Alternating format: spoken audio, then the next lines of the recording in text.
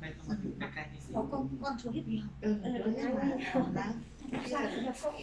Đó là mê rồi.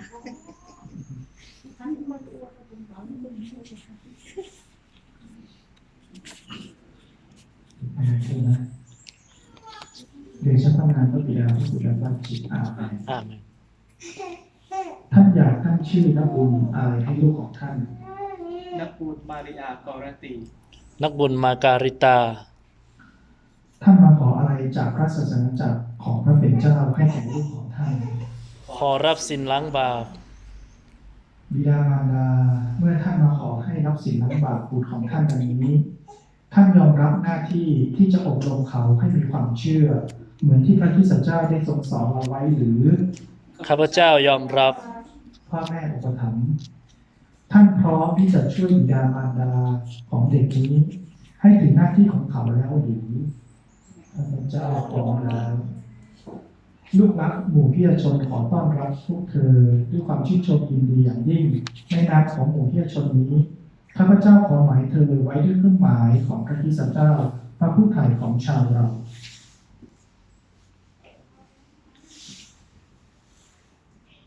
พ่อแม่ที่ที่หมายคุณมาพักนี่มีซื้อพ่ออินเทนก็มันไม่มีจุด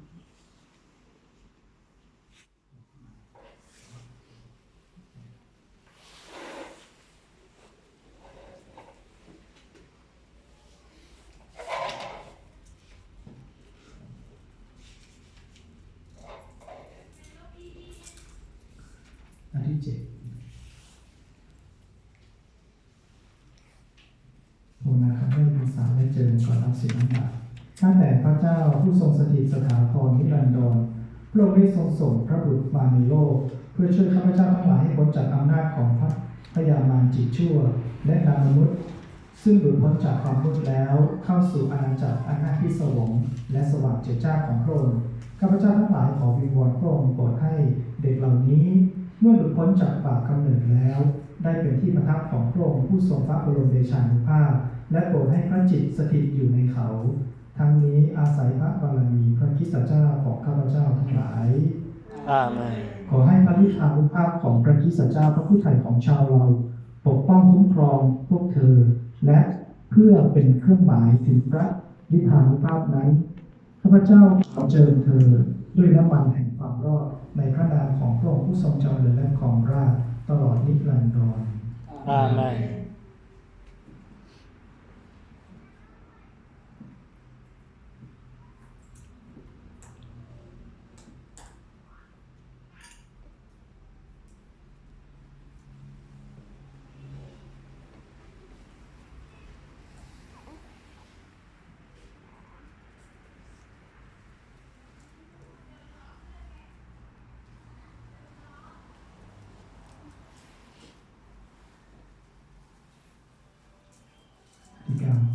พี่น้องที่รักให้เราภาวนาขอพระเป็นเจ้าผู้ทรงสันติภาพประทานชีวิตใหม่ให้แก่เด็กเหล่านี้ด้วยน้ำและพระจิต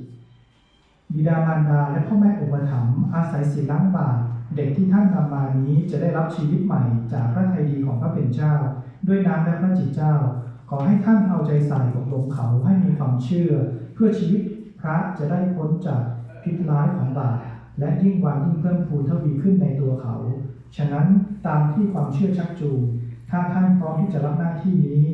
ก็จงระลึกถึงศีลล้างบาปที่ท่านได้รับและประกาศละทิ้งบาปกับให้ประกาศยืนยันความเชื่อถึงพระคริสตเจ้าพระเยซูซึ่งเป็นความเชื่อของพระศาสนาจักรและเด็กที่รับศีลล้างบาปตามความเชื่อนั้นท่านละทิ้งบาปเพื่อเจริญชีวิตในความเป็นอิสระของผู้เป็นบุตรพระเป็นเจ้าหรือข้าพเจ้าละทิ้ง ท่านละทิ้งความย่นรนของความชั่วเพื่อไม่ให้บาปครอบงำท่านหรือข้าพเจ้าละทิ้ง ท่านละทิ้งปีศาจซึ่งเป็นจอมมารตัวการและเจ้าใหญ่ของบาปหรือ ข้าพเจ้าละทิ้ง ไปเป็นการประกาศยืนยันความเชื่อท่านเชื่อถึงพระเป็นเจ้าพระบิดาผู้ทรงสันติภาพสร้างฟ้าดินหรือ ข้าพเจ้าเชื่อ ท่านเชื่อพระเยซูคริสต์เจ้าพระเอกบุตรของพระองค์พระเจ้าของเราทรงบังเกิดจากพระนางมารีพรหมจารีรับทรมานและถูกฝังไว้ทรงกลับคืนชีพจากบรรดาผู้ตาย และประทับเบื้องขวาพระบิดาหรือ ข้าพเจ้าเชื่อ ท่านเชื่อถึงพระจิตพระศาสนาจักรศักดิ์สิทธิ์สากลสาพันนบุญการยกป่าบและการกลับคืนชีพของเนื้อหนังและชีวิตนิรันดรหรือ ข้าพเจ้าเชื่อ นี่แหละคือความเชื่อของเรา นี่แหละคือความเชื่อของพระศาสนาจักรและเราภูมิใจที่จะประกาศยืนยันความเชื่อนั้นในพระเยซูคริสต์เจ้าพระเจ้าของเรา อาเมน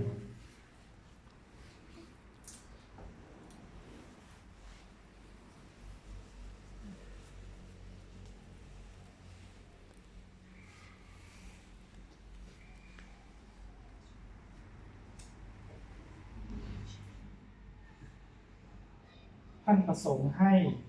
มาริอากอเลตตีได้ลินิรับศีลบาปตามความเชื่อของพระศาสนาจักรอันเป็นความเชื่อ ซึ่งเราได้เพิ่งประกาศยืนยันมากับท่านหรือ ข้าพเจ้าประสงค์ดังนั้น มาริอากอเลตตีนรินพุภาพ่อรักลูกเดชพระนามพระบิดาและพระบุตรและพระจิต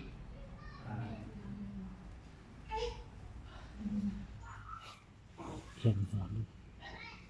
เรียนหัว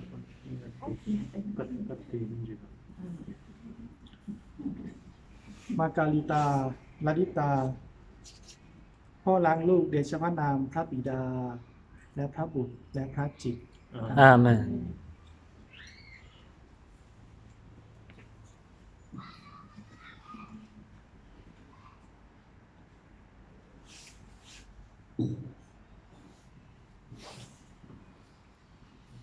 พระเจ้าผู้ทรงสรรพานุภาพพระบิดาพระเยซูคริสต์เจ้าผู้ได้ทรงช่วยลูกให้พ้นจากบาปและได้โปรดให้เกิดใหม่ด้วยน้ำและพระจิตแล้ว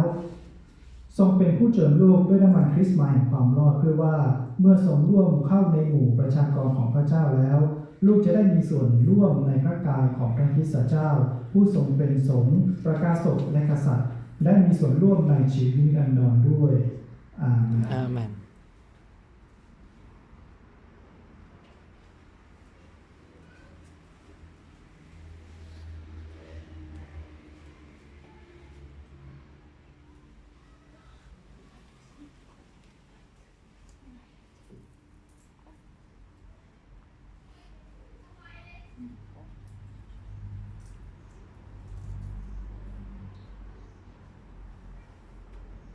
มาริอากอเลตตีนรินนิพา มาการิตาลลิตา ลูกได้กลับเป็นมนุษย์ใหม่ และได้สวมองค์พระคริสต์เจ้าแล้ว ขอให้ลูกถือเสื้อขาวนี้เป็นเครื่องหมายแสดงถึงศักดิ์ศรีที่ลูกจะต้องรักษาไว้ให้หนักร้อย จนกว่าจะรู้ถึงชีวิตแน่นอนทั้งนี้ โดยอาศัยพระวาจาและแบบฉบับของญาติมิตรเป็นเครื่องมือช่วยเหลือ อาเมน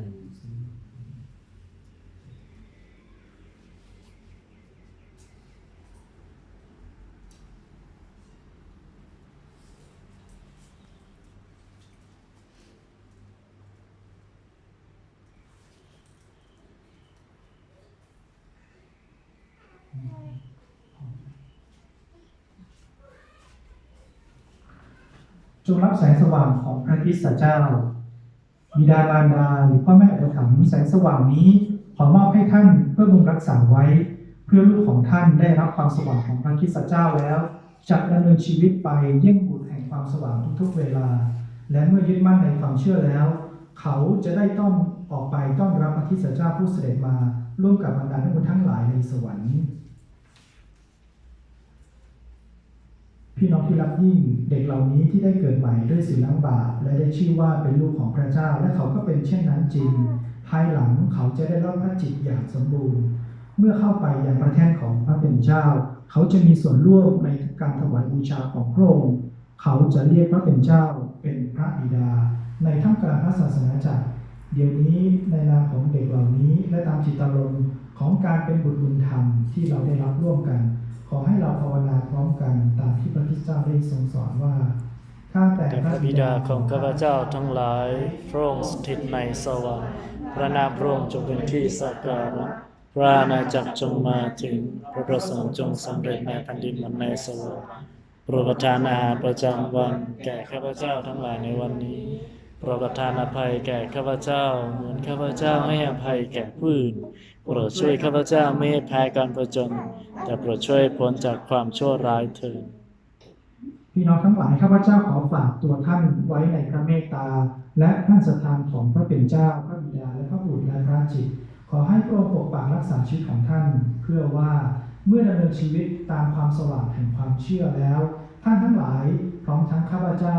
จะได้บรรลุถึงที่ประทรัพย์สมบัติที่พระองค์ทรงสัญญาไว้จงไปเป็นสุขเถิดอาเม อาน เมน ขอพระเจ้าผู้ทรงสรรผ่านุภาพพระบิดาและพระบุตรและพระจิตประทานพระพรแก่ท่านทั้งหลายเถิด อาเมน